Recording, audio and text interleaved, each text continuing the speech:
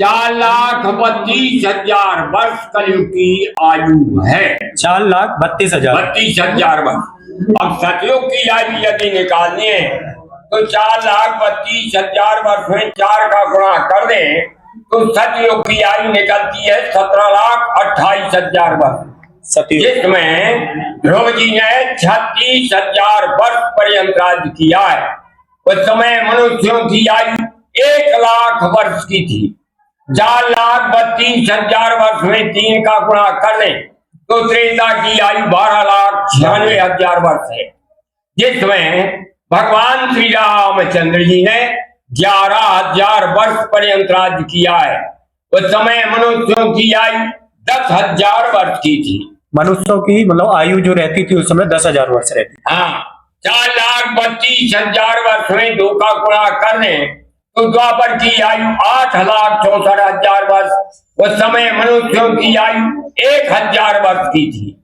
अब आज कलयुग में मनुष्यों की आयु 120 वर्ष की, अधिक से अधिक 120 वर्ष की आयु शास्त्र में बताई है। 4,32,000 वर्ष के अंतिम चरण में जब 821 वर्ष मात्र कलयुग शेष रहेगा, उस समय पर संबलपुर, जो कि उत्तर प्रदेश में है, संबलपुर में विष्णु नाम गौड़ ब्राह्मण के यहाँ भगवान अवतार लेकर के कल्कि नाम से विख्यात होंगे।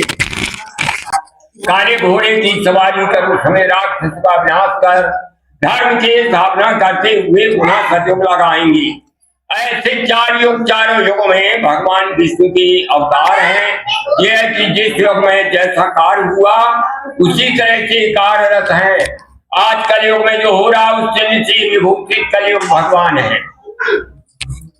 बाएं हाथ में तलवार है, दाएं हाथ में चक्र है, इसलिए कि जिसकी लाठी उसी की भैंस का अवध चलता है। मात्र कलर चेंज है भगवान की जी, पर है वही। सत्यता ईमानदारी के प्रतीक है। जैसे राजा हरिश्चंद्र हो गए, कालिंदोम के यहाँ पे गए, लेकिन उन्होंने सत्यता का परित्याग नहीं किया। सत्यता ईमानदारी का युग था, इसलिए गौर वर्ण है भगवान। त्रेता में लाल कलर राम जी का दिया गया है, जबकि नील वर्णम शुभांगम, भगवान राम नील वर्ण है, परंतु यहाँ लाल कलर दिया गया है इस कारण कि 25% पाप त्रेता में आ गया था। रावण अत्याचारी हो गया था, इस कारण से लाल कमल सदृश भगवान राम जी का स्वरूप दिया गया है। जी। तीसरे मंजर में द्वापर में भगवान कृष्ण सावलिया स्वरूप है, इस कारण कि 50% पाप द्वापर में आ गया था। कंस, दंत वक्र, शिशुपाल, भौमासुर, अन्य राक्षस समुदाय बढ़ गया था, जिस कारण से कृष्णावतार लेकर भगवान ने राक्षसों का विनाश किया, धर्म की स्थापना की। चौथे मंजिल में कलयुग भगवान बिल्कुल काला स्वरूप है, इस कारण कि झूठ है लेना, झूठ है देना, झूठ है भोजन, झूठ जमेना, दिन रात्रि आदमी झूठ बोलता है। सत्यता ईमानदारी नहीं रह गई, अन्याय कुकर्मरत आदमी दिन प्रतिदिन हो रहा है। अंतिम चरण में 4,32,000 वर्ष के अंतिम चरण में 75% पाप बढ़ जाएगा, पशुपत संज्ञा हो जाएगी, माँ बहन वगैरह का संबंध सब समाप्त हो जाएगा। उस समय मनुष्यों की आयु 15-20 साल की हो जाएगी। जब घोर अत्याचार बढ़ेगा तब भगवान का अवतार होगा, इसीलिए बिल्कुल काला स्वरूप भगवान का है। 5वें मंजिल में विंध्यवासिनी जगदम्बा जी हैं। ऐसे ये चतुर्युग मंदिर 4 धाम हैं। सतयुग में बद्रीनारायण धाम, दूसरे मंजिल में अयोध्या धाम भगवान राम, तीसरे मंजिल में द्वारका धाम भगवान कृष्ण, चौथे मंजिल में कलयुग भगवान जगन्नाथपुरी धाम है। तो जैसे कि अपन को सारी बातें महाराज जी ने वैसी ही बता दी है कि अब ज्यादा बताने की आपको जानकारी तो है ही नहीं है। और विशेष यहाँ की बात मैं आपको और बता दूं कि पट खुलने का समय जो है ना सुबह के 4 बजे है और रात्रि में 8 बजे यहाँ के पट बंद हो जाते हैं।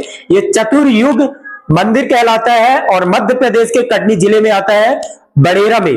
तो आप लोग यार आप मंदिर प्रांगण के अंदर आओगे ना तो ये पतली पतली आपको सीढ़ियां मिलेंगी और जो कि हर युग के लिए गई है, तो आप लोग आसानी से यहाँ पहुंच सकते हैं।